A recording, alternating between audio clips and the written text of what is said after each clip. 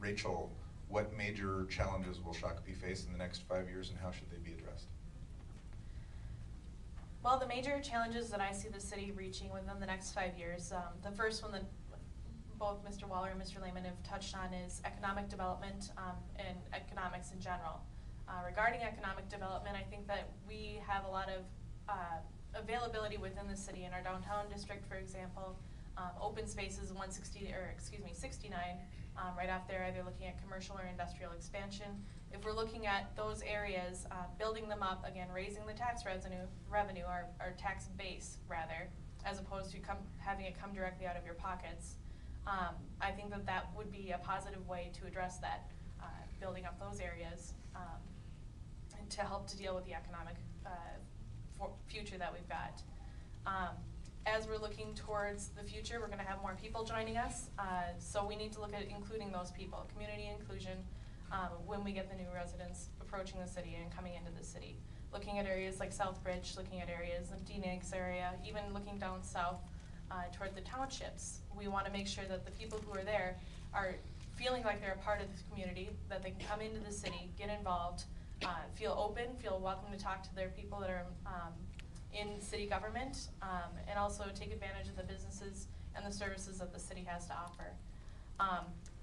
Looking forward, looking at both County Road 101 and then 169 and 494, by looking towards the future, we're going to have a lot more traffic on those roads. We need to make sure that we're addressing that, looking and planning for commuters like myself and Pamela, and I'm sure some more people who are sitting up in front of you today, as well as those of you in the audience.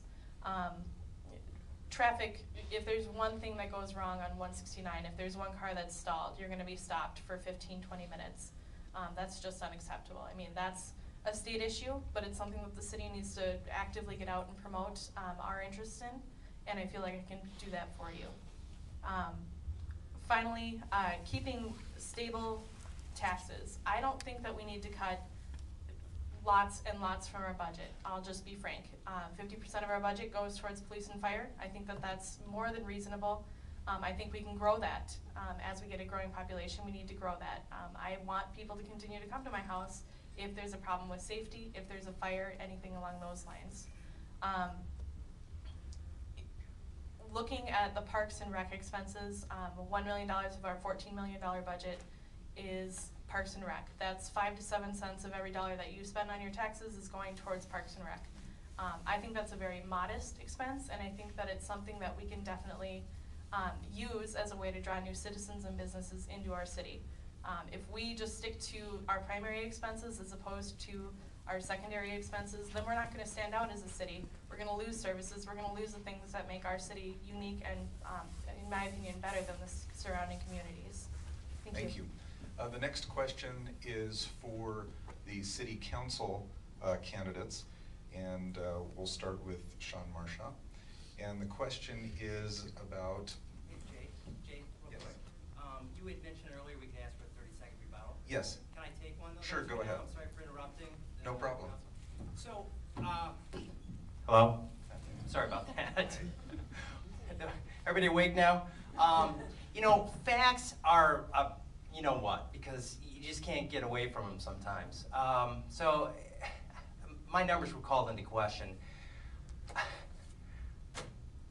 This is the 2008, I'll read it to you. City of Shakopee, Minnesota Comprehensive Annual Financial Report, December 31st, 2008. So if you go to page 53 in this, long-term investments, total deposits and investments, $99,670,654. And for those who would like to come up and look at this sheet that shows how much money in cash and investments we actually do have. Now granted, this is from 2008. We might have been on a spending spree recently. But we have got a ton of cash sitting in reserves.